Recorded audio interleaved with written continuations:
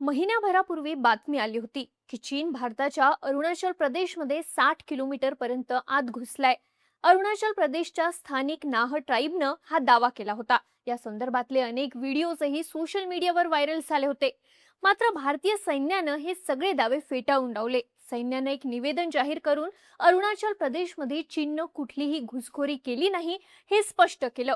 मात्र असं असलं तरी चीन मागच्या अनेक वर्षांपासून अरुणाचल प्रदेशमध्ये हस्तक्षेप करत असल्याचं दिसून आलंय.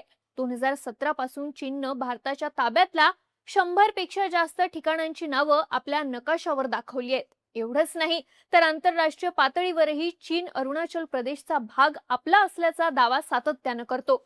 आता चीनच्या या दाव्यांना भारत सरकारनेही जोरदार उत्तर दिलंय. अरुणाचल प्रदेशच्या मॅप वॉर मध्ये भारत सरकारनं एंट्री करून तिथल्या अतिशय महत्त्वाच्या आणि संवेदनशील अशा 27 ठिकाणांची भारतीय नावं सर्वे ऑफ इंडियाच्या अधिकृत नकाशावर नोंदवली आहेत. भारतानं उचललेलं हे पाऊल फार मोठं आहे. पण इथे साहजिकच एक प्रश्न पडतो, तो म्हणजे अरुणाचल प्रदेश हा भारताचाच आहे. तिथली गावं सुद्धा भारताची आहेत. मग नकाशावरच्या या नवीन नोंदणीची गरज काय? भारतानं यातून चीनला नेमका काय मेसेज दिलाय? अरुणाचल प्रदेशच्या नकाशाचा हा वाद नक्की आहे काय? आणि तिथल्या गावांची नकाशावर नोंदणी करणं दोन्ही देशांसाठी एवढं महत्त्वाचं का आहे? सगळा विषय समजून घेऊ या व्हिडिओच्या माध्यमातून. नमस्कार, मी दिव्या आणि तुम्ही पाहताय बोलभिडू. सगळ्यात आधी नक्की घडलं काय ते सांगते. तर अरुणाचल प्रदेश सरकारच्या शिफारशीवरून भारताच्या गृह मंत्रालयानं आणि सर्वे ऑफ इंडियानं 2026च्या अधिकृत नकाशात राज्यातल्या 27 ठिकाणांची भारतीय नावं नोंदवली आहेत. वर्गीकरणाच्या पहिल्या टप्प्यात भारतानं चायनीज बॉर्डरवरच्या पुकारला, माझा आणि रिजाला यासारख्या अतिशय संवेदनशील आणि दुर्गम गावांचा आपल्या नकाशात समावेश केला. याद्वारे भारतानं हे स्पष्ट केलं की बॉर्डरवरचे नागरिक आणि तिथली जमीन हे भारताचा अविभाज्य भाग आहे. दुसऱ्या टप्प्यात सैन्याच्या दृष्टीनं अत्यंत महत्त्वाच्या असलेल्या थागलाला, टुलुंगला यासारख्या पर्वतीय खिंडीचं अधिकृत नामकरण करण्यात आलं. त्यानंतर तिसऱ्या टप्प्यात दुर्गम अशा सांभो सरोवराचं नामकरण करण्यात आलं. याद्वारे भारतानं जलस्रोतांवरचा आपला दावा मजबूत केलाय. तर चौथ्या टप्प्यात शेर थापा मेमोरियल या ऐतिहासिक स्मारकाचा भारतीय नकाशात समावेश करण्यात आला. 1962च्या युद्धात प्राणांची आहुती देणाऱ्या भारतीय वीरांच्या या स्मारकाला नकाशावर स्थान देऊन भारतानं तिथला ऐतिहासिक हक्क अधोरेखित केलाय. आता जर अरुणाचल प्रदेश हा भारताचाच भाग आहे, तिथली पुकारला, माझा, रिजाला यासारखी ठिकाणं सुद्धा भारतीय हद्दीत आहेत, तर मग त्यांची नकाशावर वेगळी नोंदणी कशाला? याद्वारे भारत चीनला काय मेसेज देतोय हे समजून घेऊ. तर भारतीय सर्वेक्षण विभागाच्या अधिकृत नकाशांवर अनेकदा या अतिदुर्गम भागातल्या छोट्या वस्त्या, पर्वत शिखरं आणि खिंडी यांची अचूक जिओग्राफिकल कोऑर्डिनेट्स नोंदवलेली नसायची. मग आता भारतानं काय केलं? तर भारतानं आता थेट सर्वेक्षण विभागाच्या अधिकृत नकाशांवर ही 27 नावं नोंदवून ती कायदेशीररित्या गोठवून टाकली आहेत. आता याद्वारे भारतानं चीनला काय मेसेज दिला? तर चीननं 2022 साली एक नवीन लँड बॉर्डर कायदा मंजूर केलाय. या कायद्यानुसार चीन ज्या सीमांवर आपला दावा सांगतो तिथे जर पायाभूत सुविधा किंवा गावं नसतील तर तो भाग चीनचा मानला जाईल. या कायद्याअंतर्गत चीनी सैन्य त्या भागावर थेट कारवाई करू शकतं.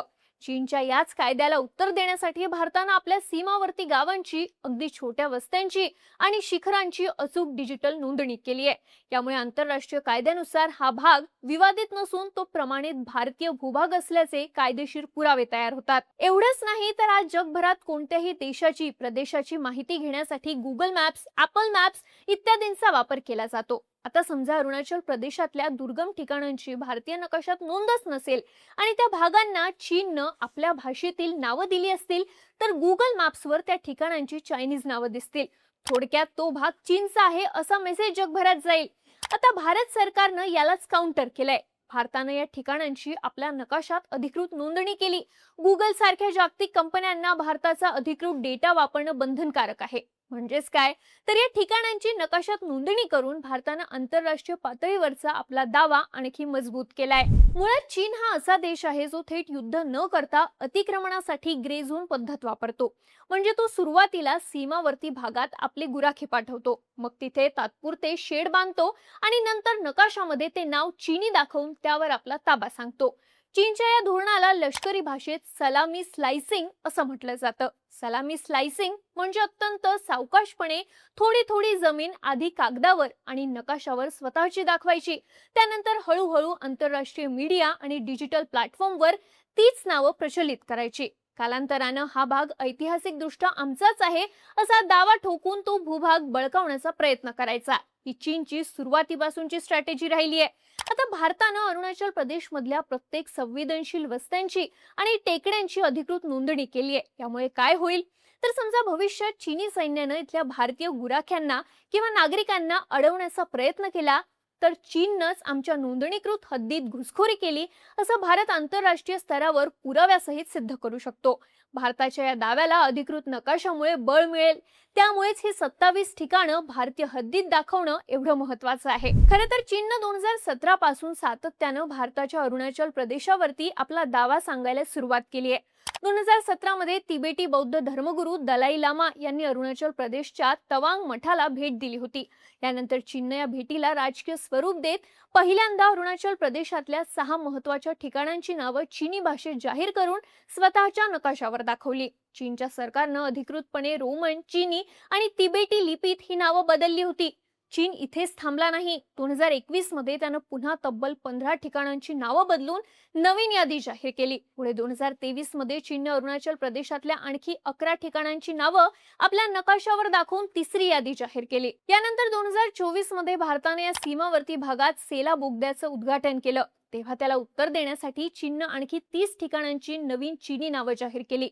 अशा प्रकारे मागच्या 9 ते 10 वर्षात चीननं अरुणाचल प्रदेशातल्या 100 पेक्षा जास्त ठिकाणांची नावं स्वतःच्या नकाशावर दाखवली आहेत. याद्वारे चीन या संपूर्ण प्रदेशाला दक्षिण तिबेटचा भाग दाखवण्याचा प्रयत्न करतोय. मात्र आता भारतानं यालाच काउंटर करत अरुणाचल प्रदेशच्या 27 ठिकाणांची अधिकृतपणे आपल्या नकाशात नोंद केली आहे. चीनची आक्रमकता पाहता येणाऱ्या काळात भारत त्याला उत्तर देण्यासाठी आणखी अनेक ठिकाणांची नावं भारतीय नकाशात जोडून घेऊ शकतो असं म्हटलं जातंय. त्यामुळे दोन देशांमधलं हे मॅप वॉर येत्या काळात आणखी तीव्र होईल अशी शक्यता आहे. या सगळ्या घडामोडींबद्दल तुम्हाला काय वाटतं? चीनला भारतानं आणखी कशा प्रकारे उत्तर द्यायला हवं? तुमची मतं आणि प्रतिक्रिया कमेंट करून नक्की सांगा आणि अशाच माहितीपूर्ण व्हिडिओसाठी बोलबिडूच्या YouTube चॅनलला सबस्क्राईब करायला विसरू नका.